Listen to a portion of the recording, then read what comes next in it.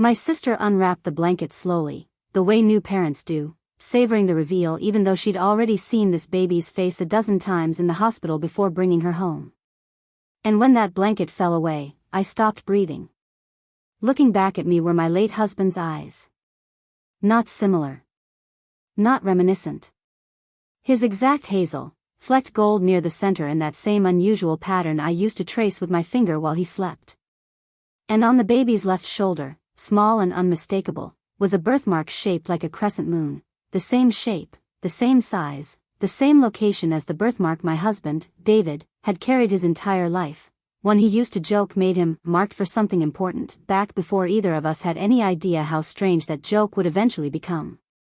My name is Claire. I'm 38 years old, and 11 months after burying my husband, my sister brought home an adopted newborn who should have had no biological connection to him whatsoever, carrying two of his most specific, most identifiable physical traits. This isn't a story about an impossible coincidence, though it felt like one standing in that nursery. It's a story about a fertility clinic error nobody was ever supposed to discover, a stranger who carried a pregnancy she never fully understood, and the devastating, wondrous truth I eventually uncovered about exactly whose child my sister was actually raising. I need to tell you about the years before David died, because the specific medical history we lived through together is the key to understanding everything that came after his death.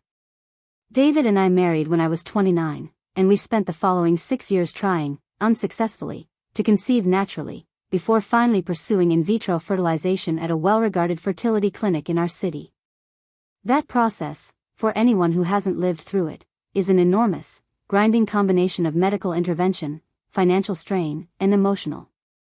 exhaustion, hormone injections, retrieval procedures, the specific agony of waiting on results that determine whether years of hope translate into anything real. Our first 2 embryo transfers failed. Our third resulted in a pregnancy that ended in miscarriage at 11 weeks, a loss that devastated both of us in ways I still find difficult to fully articulate even now. Throughout this process, the clinic had created and frozen several additional embryos beyond the ones we'd already attempted to transfer, a common practice in IVF treatment, intended to give us additional opportunities without requiring David to undergo additional retrieval procedures each time. I remember, specifically, the appointment where the embryologist walked us through our full inventory for the first time, showing us a grainy printout of 5 viable embryos, each one graded on a quality scale I didn't fully understand but that David, in his own quiet way, insisted on memorizing anyway, as though understanding the numbers might give him some small measure of control over a process that otherwise felt entirely outside either of our hands. He used to refer to them, affectionately, as our 5 maybes, a phrase I hadn't thought about in months until I found myself, much later, standing in Rebecca's office reviewing a legal document that used considerably colder, more clinical language to describe the exact same embryos.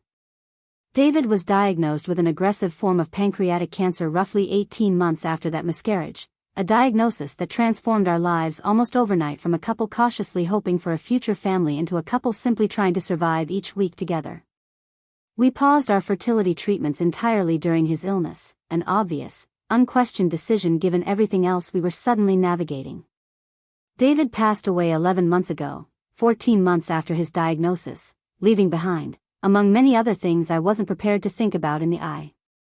immediate aftermath of his death, a small number of our embryos still frozen in storage at that same clinic, an asset, if you can even call it that, I hadn't found the emotional capacity to make any decision about in the months following his funeral.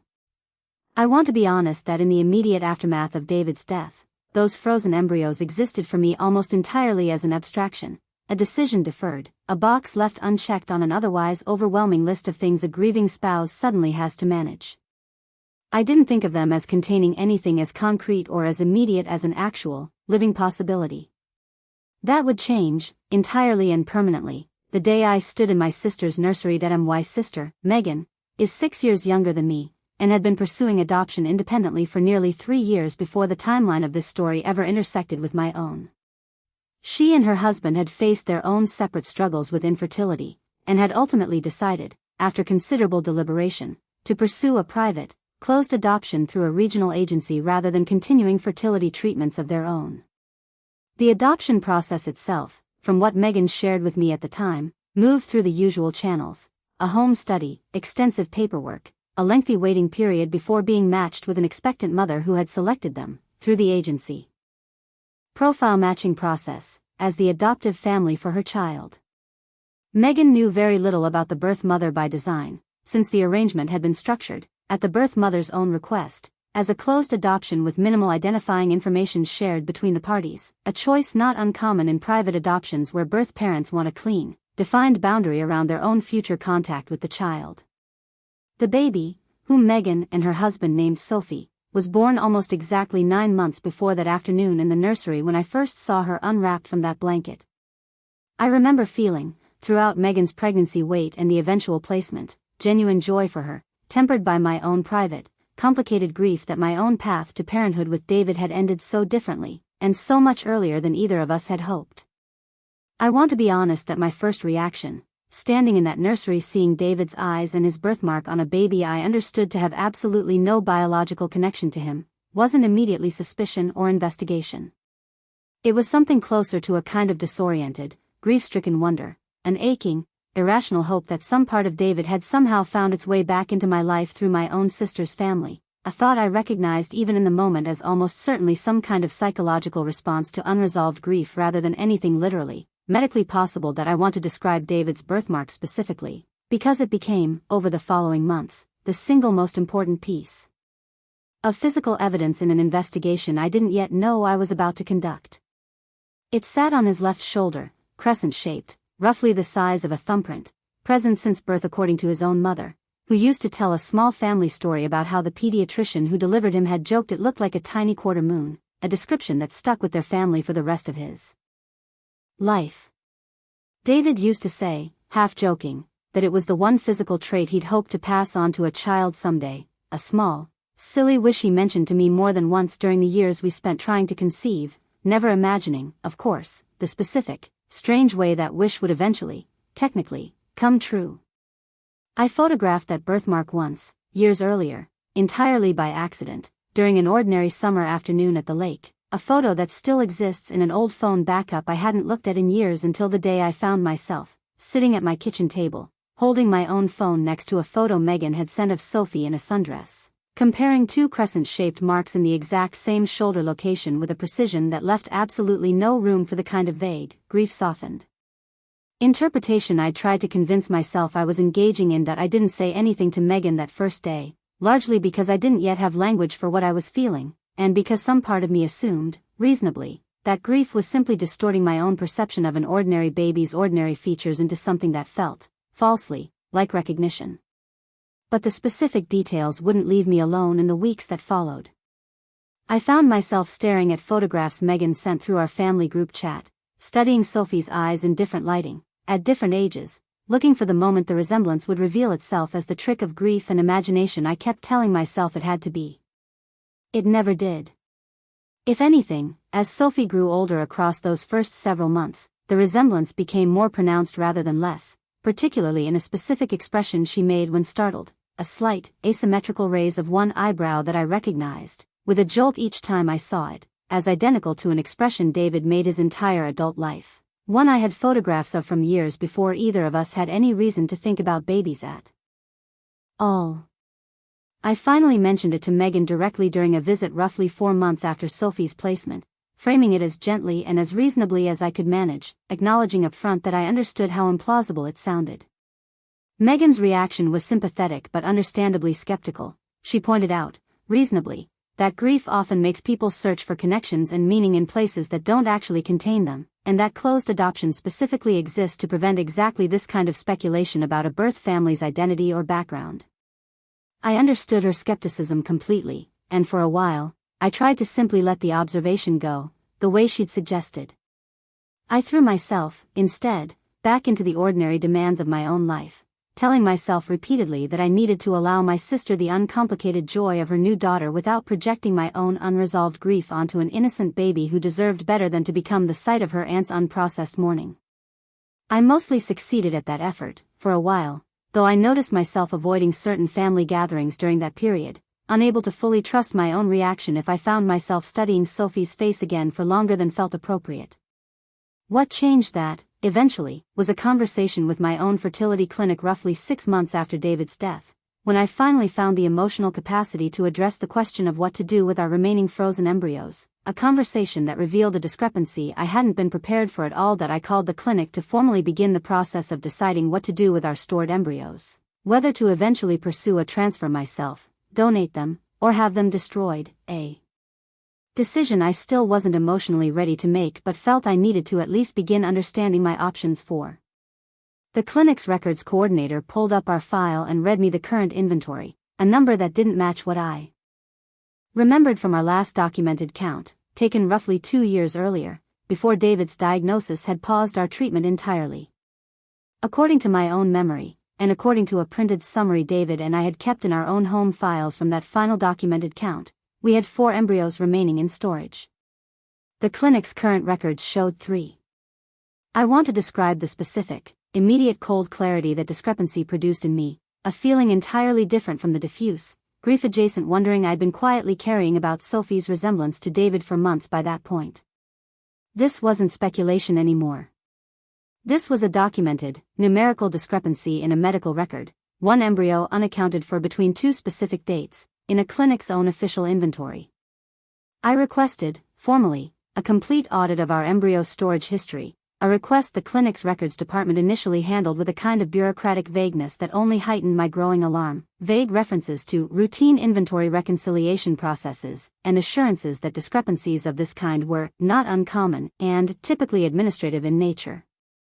I didn't accept that explanation as sufficient, and within the week, I'd retained an attorney, a careful, specialized practitioner named Rebecca Chen, who focuses specifically on assisted reproductive technology law, a legal specialty I hadn't previously known existed, but that turned out to be exactly what this situation required. Rebecca's formal request for the clinic's complete embryology records, laboratory logs, and chain of custody documentation for our specific embryos, submitted through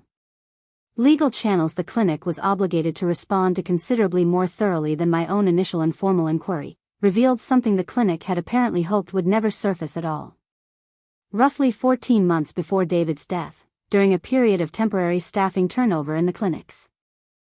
embryology lab, a documented labeling and handling error had occurred during a routine embryo transfer procedure for a different patient entirely, a woman using the clinic services around that same period, whose own embryos, due to a specific procedural failure in the lab's verification protocol, had been mishandled in a way that resulted in one of our embryos being transferred into her, rather than one of her own.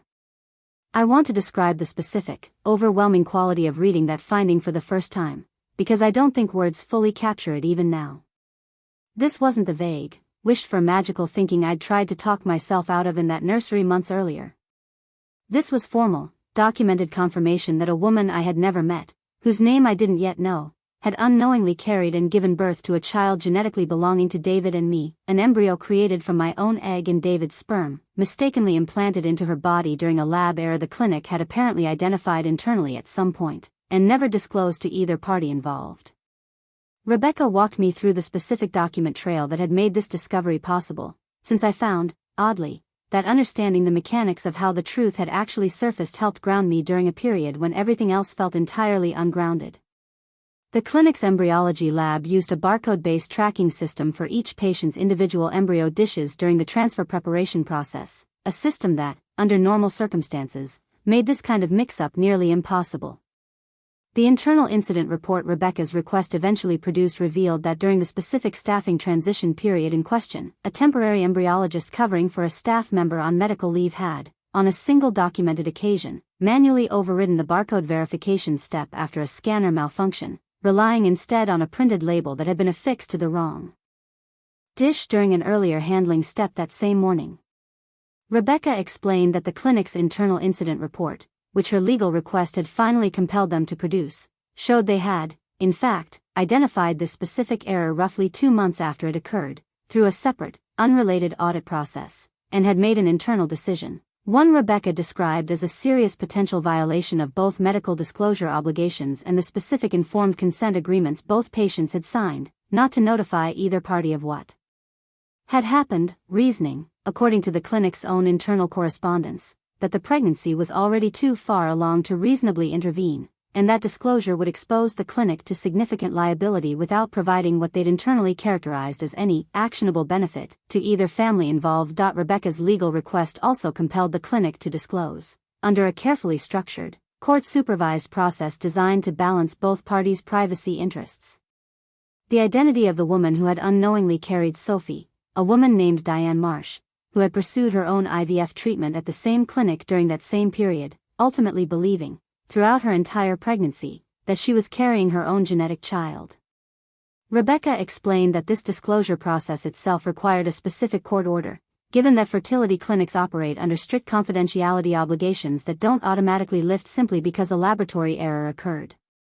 The judge overseeing that specific petition, Rebecca told me, had to weigh my legitimate legal and genetic interest in knowing the truth against Diane's own privacy rights as a patient who had not, herself, done anything wrong, ultimately ruling that the documented, undisputed nature of the clinic's error justified a carefully supervised disclosure, conducted initially through both parties' attorneys rather than any direct,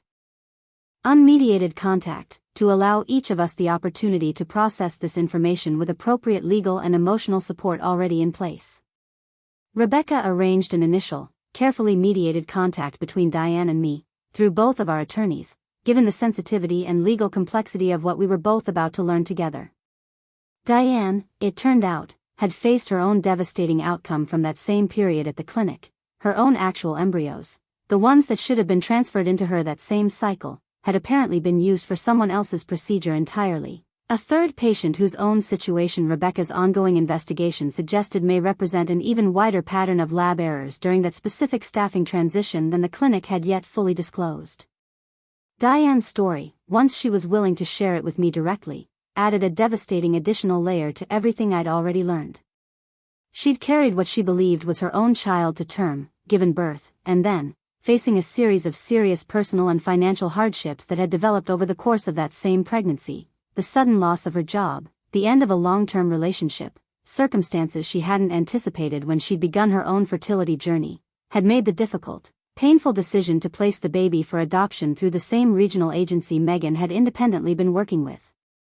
Entirely unaware that the child she was placing for adoption wasn't genetically her own at all. I asked Diane, during our first difficult, tearful conversation, whether she'd had any indication, at any point, that something was unusual about the pregnancy or the child. She told me she hadn't, beyond a vague, unexamined observation, early on, that the baby didn't particularly resemble her own side of the family the way she'd expected, an observation she said she dismissed at the time as simply the unpredictable nature of genetics, never once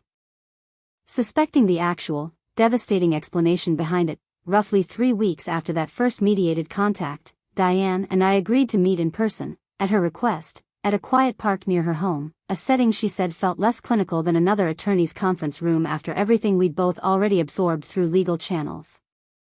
I remember studying her face when she first arrived, looking, almost involuntarily, for some trace of Sophie in her features, an instinct I recognized as strange even as I indulged it, given that I already understood, intellectually, that Diane shared no actual genetic connection to the baby she'd carried.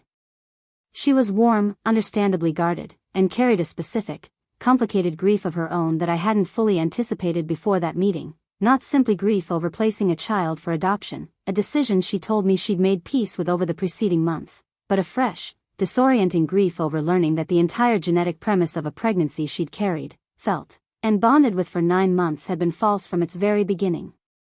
She told me she'd spent the week since learning the truth revisiting memories from her pregnancy with an unsettling new lens, moments she'd once interpreted as simply the unpredictable nature of genetics, like Sophie's coloring or her specific fussiness pattern as a newborn, now reframed entirely as traits belonging to 2 people she'd never met at all.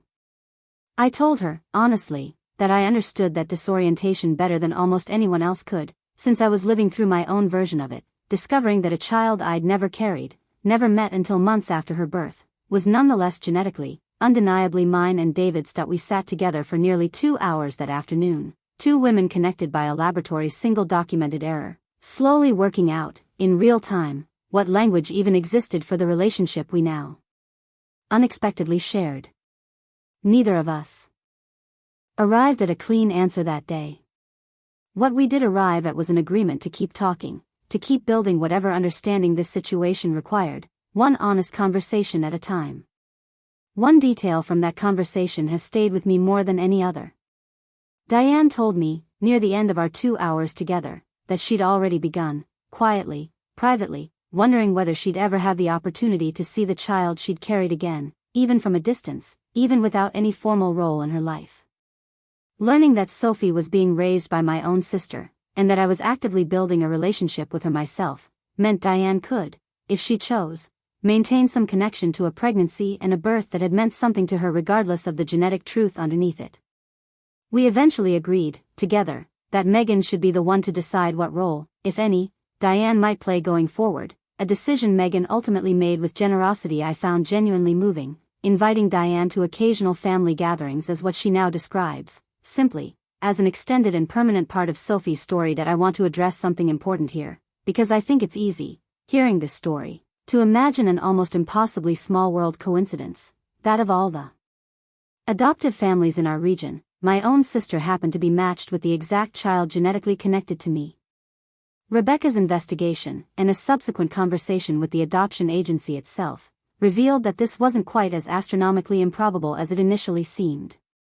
The regional adoption agency Diane had used, and the one Megan had independently been working with for nearly 3 years before Diane's pregnancy even began, turned out to be a relatively small, specialized agency serving a fairly limited geographic area, with a comparatively small pool of both birth mothers and waiting adoptive families active at any given time. Megan and her husband had been near the top of that agency's waiting list by the time Diane made her adoption plan, a matching process the agency's director explained to me, once I understood enough of the situation to ask, was based largely on straightforward chronological waiting order rather than any more complex algorithmic matching that might have made this specific pairing more statistically unlikely. I don't want to overstate how ordinary this coincidence actually was. It remains, by any reasonable measure, an extraordinary convergence of circumstances. But understanding the actual mechanics of the adoption agency's relatively small, localized operation helped me process this as an improbable but explicable outcome of overlapping systems, rather than something inexplicable or fated in a way that resisted rational understanding entirely. I found that reframing surprisingly important to my own ability to process everything else I was learning during this same period. Rebecca also pointed out something I found clarifying in a different, more practical way, that private adoption agencies of this kind typically maintain far more overlap with local fertility clinics than most people realize, since birth mothers pursuing adoption after an unplanned or complicated pregnancy frequently use the same small number of regional reproductive health providers in the first place, simply because those providers represent the available options within a given geographic area. Rather than two entirely separate systems that happen to intersect by pure chance, our situation involved two adjacent, already overlapping systems that share a comparatively small population of patients and clients passing through both, at different points, for related reasons. That explanation didn't make the outcome feel any less remarkable to actually live through, but it did make it feel considerably less like an inexplicable act of fate, and considerably more like a rare but structurally explicable convergence of two closely linked local institutions. I want to talk about a part of this process I haven't yet described in detail, which is the specific, unusual grief counseling I sought out once I understood the full scope of what had happened, because I don't think ordinary bereavement support is designed for a situation quite this layered and strange. I found a therapist who specialized in what she described as complicated reproductive grief, a category I hadn't known existed before needing it myself, encompassing everything from pregnancy loss to donor conception complications to, in my own unusual case, the discovery of a genetic child conceived after a spouse's death through a laboratory error nobody had intended or consented to. She helped me understand that what I was experiencing wasn't simply joy or simply grief, but a genuine, simultaneous coexistence of both, and that trying to resolve that coexistence into a single, cleaner emotion was likely to leave me feeling perpetually confused rather than actually processing what had happened. She also helped me work through a specific fear I hadn't fully articulated even to myself before our sessions began, a worry that building a relationship with Sophie was somehow a betrayal of my own ongoing grief for David, as though loving this unexpected, complicated connection to him meant loving him any less directly. She reframed that fear in a way I've held on to since, suggesting that Sophie wasn't a replacement for anything I'd lost, but an entirely separate, additional relationship that existed alongside my grief rather than in competition with it, one that didn't require me to resolve or diminish anything about how I continued to grieve David directly, in my own separate, ongoing way. That I want to describe the conversation where I finally told Megan the full truth, because it remains one of the most difficult, complicated conversations of my entire life, layering enormous joy and enormous grief and an entirely unprecedented family situation into a single afternoon neither of us was prepared for. I brought Rebecca with me for that conversation, given the legal complexity of what I needed to explain, and I remember Megan's face moving through a rapid, visible sequence of emotions as the explanation unfolded: confusion, then a kind of stunned disbelief, then, unmistakably, fear, a fear I understood completely and had anticipated before ever walking into her home that day. Megan's fear, entirely reasonable, centered on what this discovery might mean for her own legal status as Sophie's mother, for the family she and her husband had built around this child over the preceding months, for the entire, hard-won stability of an adoption that had already involved years of waiting and loss before it finally succeeded. I told her, as clearly and as immediately as I could, that I had no intention of pursuing custody of Sophie, a position Rebecca had already helped me think through carefully in the weeks before this conversation. Legally, Rebecca explained to both of us, Megan and her husband's adoption was final and binding, entered into in good faith by all parties, and courts have consistently, appropriately protected the finality of completed adoptions specifically to prevent the kind of devastating instability that would result from reopening custody based on genetic information that emerged after the fact, particularly in cases, like this one, where no party involved had acted in bad faith. What I told Megan I did want, if she was open to it, was simply the truth, an honest, ongoing relationship with Sophie built on the actual facts of her origin, rather than a closed adoption's assumed anonymity that no longer accurately reflected our situation. Megan, once the initial fear subsided into something more like careful, cautious relief that I wasn't seeking to disrupt her family, told me she needed time to fully process what this meant, time I gave her without pressure, understanding completely how much she was being asked to absorb in a single conversation. I remember, specifically, one moment near the end of that first conversation that has stayed with me since. Megan asked me, quietly, whether I resented her, whether some part of me felt that she was raising a child that should have been mine to raise myself, given the genetic reality we'd just spent an hour unpacking together. I told her honestly that I'd asked myself that same question repeatedly in the weeks leading up to that conversation, and that the answer I kept arriving at, each time, was no, not resentment, but something more complicated, a specific, layered grief that David never got to know Sophie existed, paired with an equally specific gratitude that whatever remained of him had found its way into a family who already loved her entirely, unconditionally, before any of us understood the deeper truth. Beneath that love. There's a conversation I haven't yet described that was, in some ways, even more emotionally complicated than the one with Megan, and that's the process of telling David's own parents that they had a biological granddaughter, being raised by my sister, whom neither of them had any prior knowledge of. David's mother's reaction was one I still find difficult to describe fully, even now. She cried, for a long time, in a way that seemed to hold both overwhelming joy and fresh, reopened grief simultaneously, joy at the idea that some living piece of her son remained in the world, grief at the specific, cruel detail that he'd died without ever knowing that piece existed at all. She asked to see photographs immediately, and I remember watching her study Sophie's face with the exact same intense, searching focus I'd applied myself months earlier in that nursery, looking for David in features too young to have fully settled into their eventual adult shape. David's father, a quieter, more reserved man by nature, took longer to fully process the news, and told me, several weeks later, that his hesitation hadn't been about doubting the science or the legal findings, but about the strange, disorienting task of grieving his son all over again through the lens of a granddaughter he'd never anticipated having any reason to think about. Both of David's parents have since built a careful, respectful relationship with Megan and her husband, visiting Sophie periodically with the same gentle, unhurried pace Megan and I had established for my own involvement, understanding collectively that whatever relationship formed here needed room to develop naturally, without being forced into any existing family template none of us had ever needed before. I remember, in particular, the first time David's mother held Sophie directly, several weeks after that initial conversation, once everyone had had adequate time to prepare for a meeting none of us had a template for. She held her for a long time, quietly, studying her face the way I imagine grandmothers have studied grandchildren's faces for as long as grandchildren have existed, searching for the specific, familiar features of a son she'd buried less than a year earlier. She told me afterward, through tears, that holding Sophie felt like being handed back some small, specific piece of David she'd genuinely believed she'd never get to experience again, not a replacement for her son, she was careful to clarify, but an unexpected, additional gift she hadn't known to hope for. Rebecca's case against the clinic proceeded, over the following several months, as a formal medical malpractice and informed consent violation claim, built around the clinic's documented, deliberate decision not to disclose a known embryo mishandling error to any of the affected parties.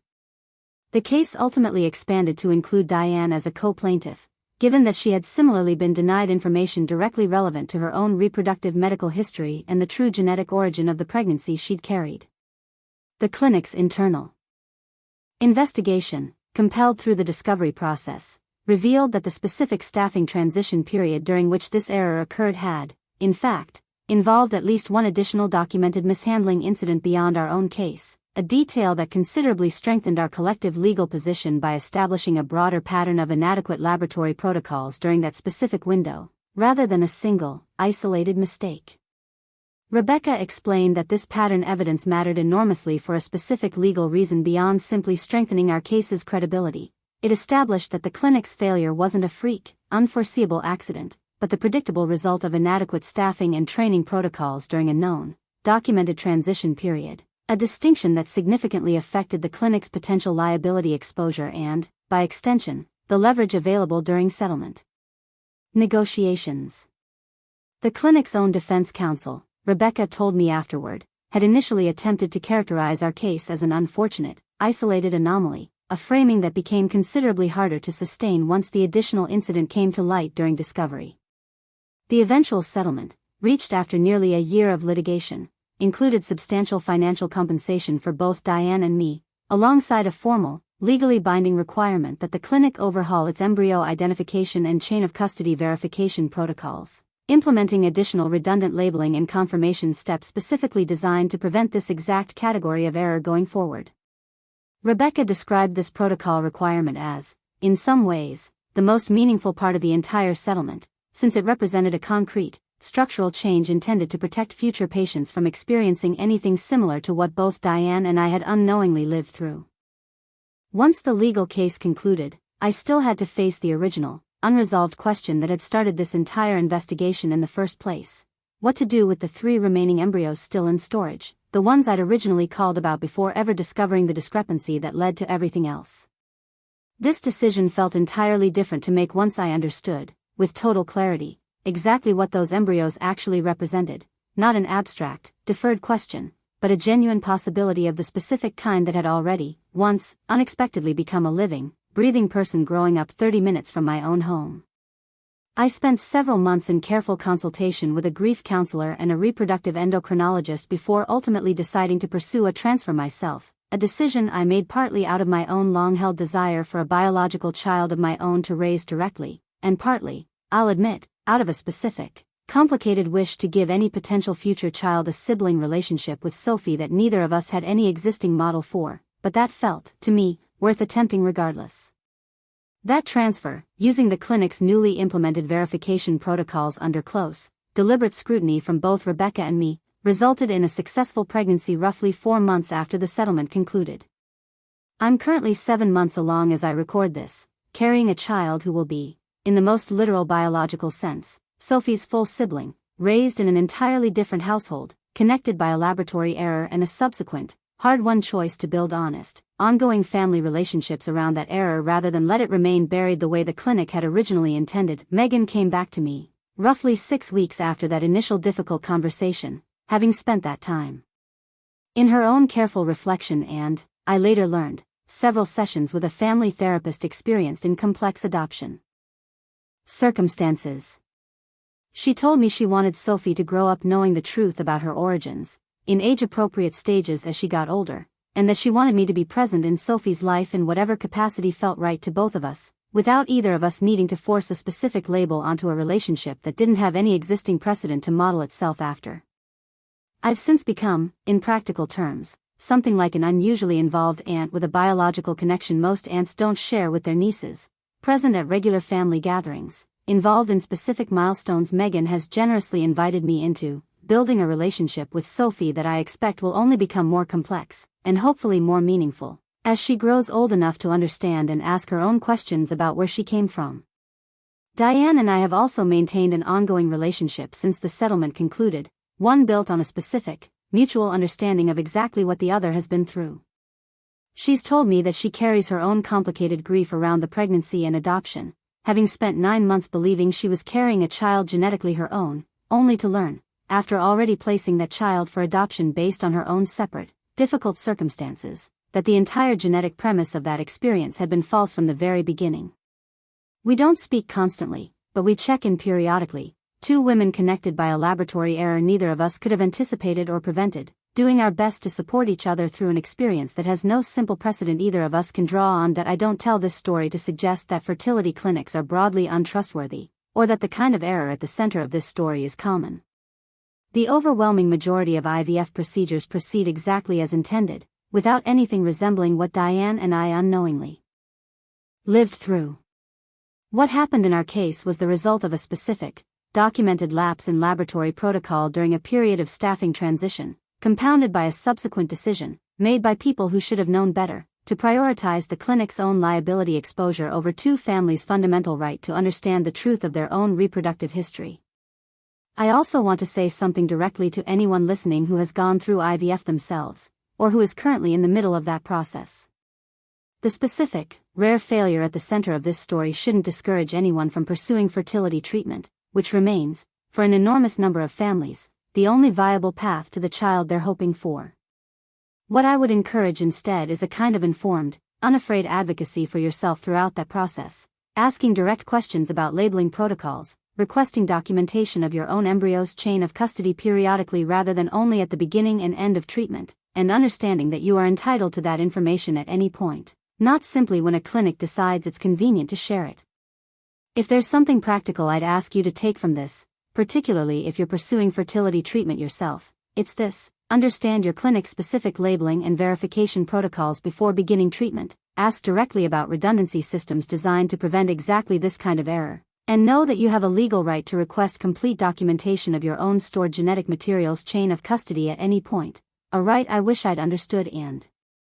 exercised considerably earlier than I ultimately did. That I still think, often, about the specific, strange grace of how this story unfolded, that whatever genetic material of David's remained after his death found its way, however improbably, into a family that already loved it completely, raised by my own sister, surrounded by people who would have loved that child regardless of the biological truth underneath the adoption. I don't know that I'll ever fully resolve the complicated, layered grief and gratitude I feel watching Sophie grow up as David's daughter and mine, raised by someone else, in a family structure none of us could have designed or anticipated, but that has, against every reasonable expectation, become something genuinely whole. There's a specific image I keep returning to, one I didn't fully appreciate the significance of until months after it happened. At a family gathering roughly a year after everything I've described in this story, I watched Sophie, not yet 2 years old, reach up and touch her own shoulder in an unconscious, repeated gesture, the exact spot where her birthmark sits, a small, unthinking habit I've since noticed David used to have himself, absently touching that same crescent-shaped mark whenever he was thinking hard about something. I don't know if that specific gesture means anything beyond ordinary coincidence, the kind that exists in every family regardless of genetics. But I've chosen, for my own sake, to let it mean something anyway. If this story affected you, or if you've ever discovered a truth about your own family that reshaped everything you thought you understood about how you came to be who you are, I want to hear about it in the comments. I read every single one. And if you haven't yet, subscribe. There are more of these stories, and more of what I've learned building this unexpected, unprecedented family, every day.